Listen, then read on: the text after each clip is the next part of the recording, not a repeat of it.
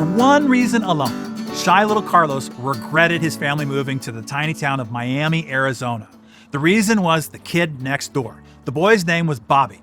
He was a full-blooded Native American. Same age as Carlos, same grammar school class, but a lot bigger. Carlos was himself half Irish, half Cherokee, but apparently that wasn't good enough for Bobby. So every day after school, Bobby the bully would chase Carlos home. Most days, he would catch him and beat him up. Right next door to the cottages where Carlos and Bobby lived was a gas station. The owner's name there was Jack, and every day Jack would stand there and he'd watch this sad little scenario recur.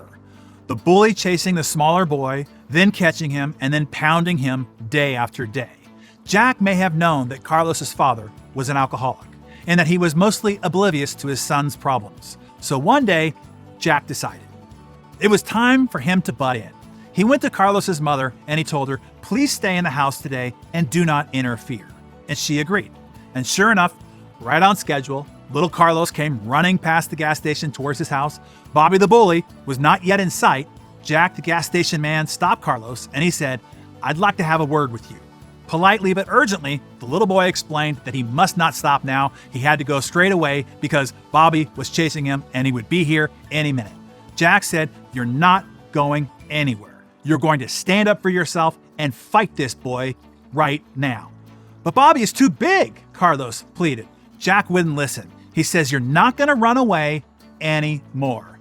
And the more he encouraged Carlos, the braver the little boy became. So brave that when Bobby the bully arrived, Carlos actually jumped him and wrestled the bully to the ground. It was a brief tussle, and at the conclusion of which, Bobby the bully cried, "I give! I give!" And as Jack, the service station man, had known in his heart from the start, Bobby would never chase Carlos again. In fact, perhaps predictably, they became friends. Now, I know that this sounds like one of the many mountainous molehills which childhood is comprised, an insignificant episode in life from a couple of greater stories, but for Carlos, it was ultimately significant. And even more, the time he stood around and stood his ground made him, well, whatever he wanted to be forever after. For you would never have heard of the little boy who let a bully get the best of him, but not for the man he became, world middleweight karate champion from 1968 to 1974, and the star of such movie box office knockouts as A Force of One, Delta Force, A Code of Silence. But now, wherever you hear his name, you will picture a scared little boy trying to outrun a bully, and a concerned stranger who put an end to the running of Carlos Ray Norris, what the world has come to respect as Chuck Norris. So, what are the lessons we can draw from this story?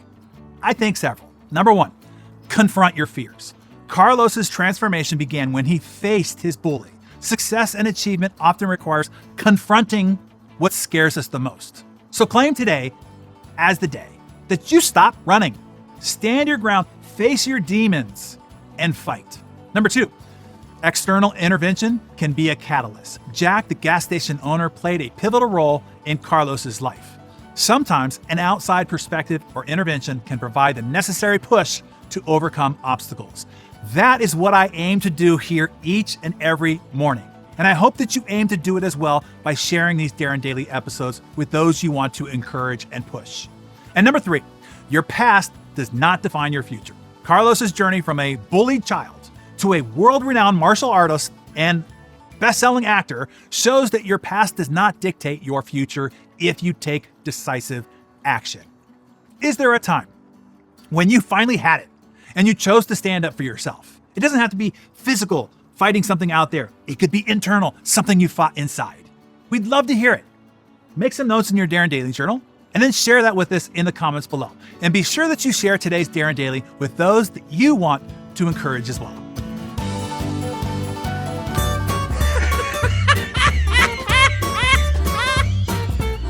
How about some Shark Week fun for Shark Week?